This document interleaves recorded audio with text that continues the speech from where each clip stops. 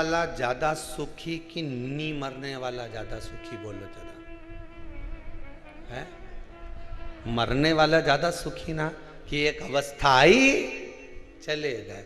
अब जो नी मरने वाला है वो के पूछे बापड़ा की खाल ऐसी झुल्ली झुल्ली हो जाए, लटकन लगे, आंख से दिखे नहीं, हागड़ा हो, जितना शरीर का मांस सब सूखी गया, पलंग पे ऐसी बैठी रहे जैसे उल्लू बैठे सुतरा, शरीर का 100 साल हो गए, हमारी अम्मा अभी तक है, खा रही है बिल्कुल, रोटी भी खाए ना, हमारा प्राण भी खाए।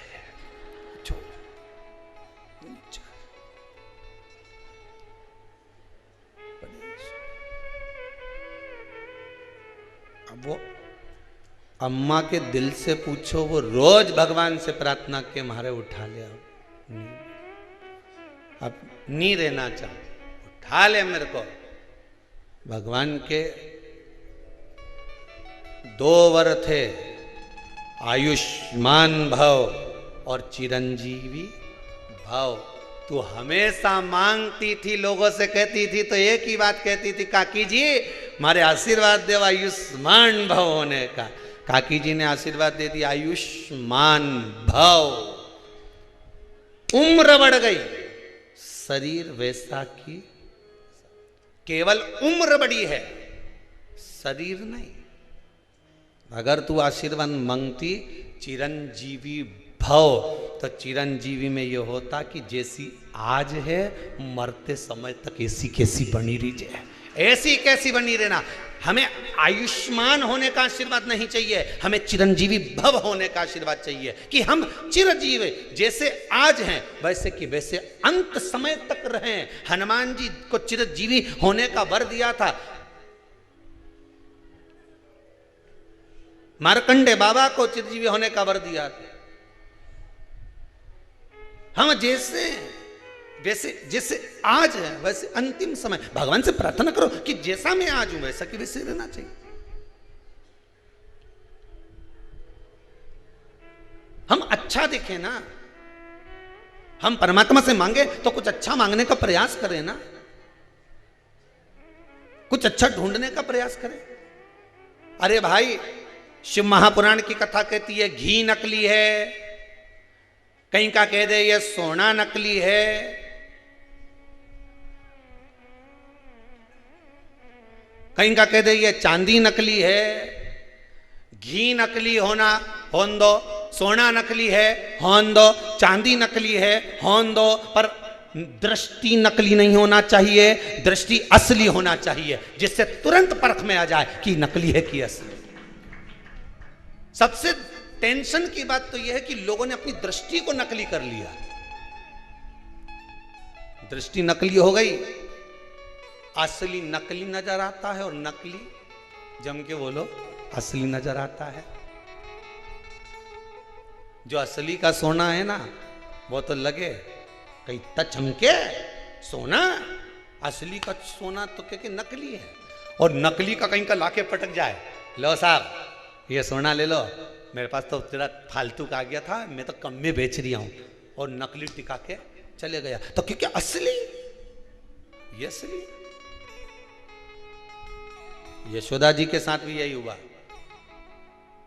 बा पूतना आई, क्या जोरदार रूप धर के आई, तो क्या कि ये असली गोपी है, और शंकर जी आए तो क्या कि ये नकली है। यशोदा जी के साथ भी हुआ। पूतना आई और आते से ही बोली यशोदा रानी मैं ब्रज की गोपी हूं, मुझे ब्रज की गोपी हूं, मैं पूतना, मैं ब्रज की गोपी, थोड़ा सा कुछ लेने के लिए आई हूं, बधाई दे दो। और यशोदा जी ने तुरंत अपने लाला को गोदी में दे दिया पूतना की, ले बहन इसको संभाल, मैं तेरे लिए बधाई लेकर आती हूं। पूतना की गोद में ठाकुर जी को दे दिया। ठाकुर जी ने कानों से सुन लिया, मेरी मैया ने इसको बहन बोला है, और मेरी मैया की बहन है तो मेरी मासी है। भगवान को क्या मालूम था कि गले की फांसी है, वो तो समझे मासी है, उनको क्या मालूम था, बहन कह दिया। पूतना आई, बालक गोदी में दे दिया, और भगवान शंकर आए तो नींदू, ये कहीं का बाबा लग रहा है, जरूर मुझे तो लगे कि ये कहीं का असुर है, ये तोक के ले जाएगा भगवान के। अब जो आई थी वो राक्षसी थी, ये आए हैं तो देव अधिदेव महादेव।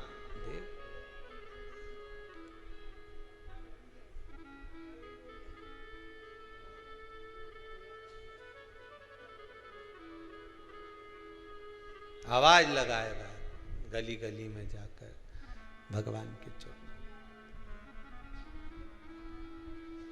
कि मुझे लाला का दर्शन करा दो, पर नहीं, कौन कराए।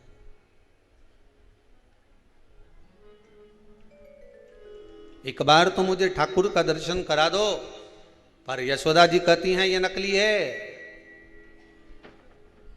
दृष्टि असली होना चाहिए, घी भी समझ में आ जाएगा कि नकली है कि असली है, सोना भी समझ में आ जाएगा कि असली है कि नकली है, चांदी भी समझ में आ जाएगी कि असली है कि नकली है, रुपया भी समझ में आ जाएगा कि असली है कि नकली है। दृष्टि असली होगी, सब कुछ समझ में आ जाएगा, भले वो कितना भी नकली हो। पर हमने आज के इस घोर कलयुग में अपनी दृष्टि को नकली बना लिया, तो जो असली है वो नकली नजर आता है और नकली है वो असली नजर आता है।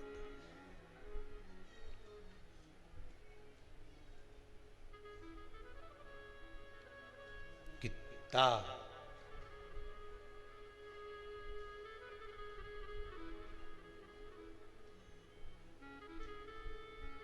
फिर वही भली बात आ गई।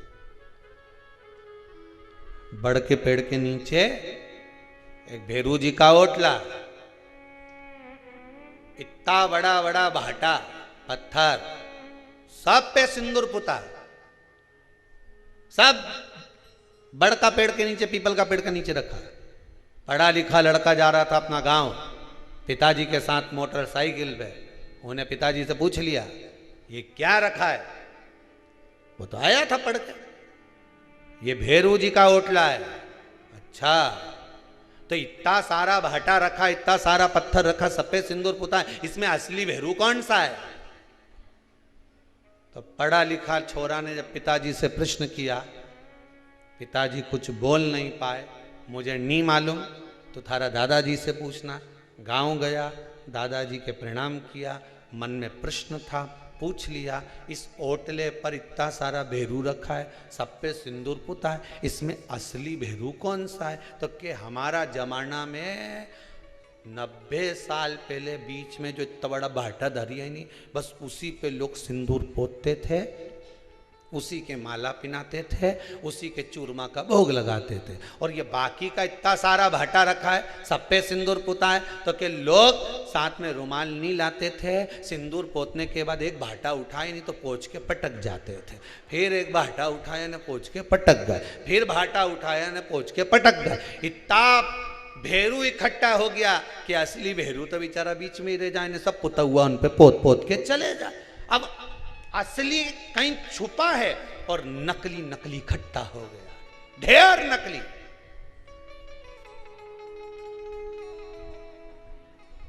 असली गुरु को पहचानना मुश्किल हो रहा है कि असली गुरु है कैसा। अरे असली गुरु कौन सा होगा? हम तो इतना ढेर पड़ा हुआ है गुरुओं का, इतना ढेर कि जहां देखो गुरु जी एक ही बात के ने, गुरु फिरे बाजार में हमसे दीक्षा ले, नरक पड़ो चाहे स्वर्ग जाओ, पर लिफाफा हमी को देओ, माल हमी को दो, तुम नरक जाओ स्वर्ग जाओ, गुरु के कोई मतलब नहीं पड़ रहा, वो तो केवल इतना के कि माल दो, बस उन्हें खत्म काम करो। मतलब नकली है। असली गुरु की तलाश में जाना, कोई सतगुरु की तलाश में जाना, कोई रामकृष्ण परमहंस, कोई स्वामी विवेकानंद, कोई जगत गुरु शंकराचार्य जैसे गुरु की शरण में जाना, तो एक ही बात कह देगा, धन तो तू घर रख के आ, भगवान के भजन में लग जा, स्मरण में लग जा, कहीं सुखदेव जी जैसा कहीं मिल जाए सदगुरु, तो वो जीवन को भगवान की भक्ति में लगा देगा। फिर नहीं कहेगा कि तू यहां मत जा। क्यों डोले, क्यों भटके?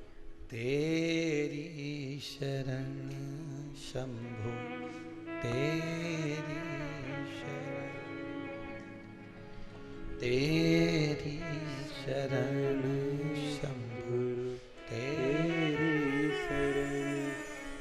मुझे तेरी शरण में रख लेना, मुझे तेरी शरण में रख लेना।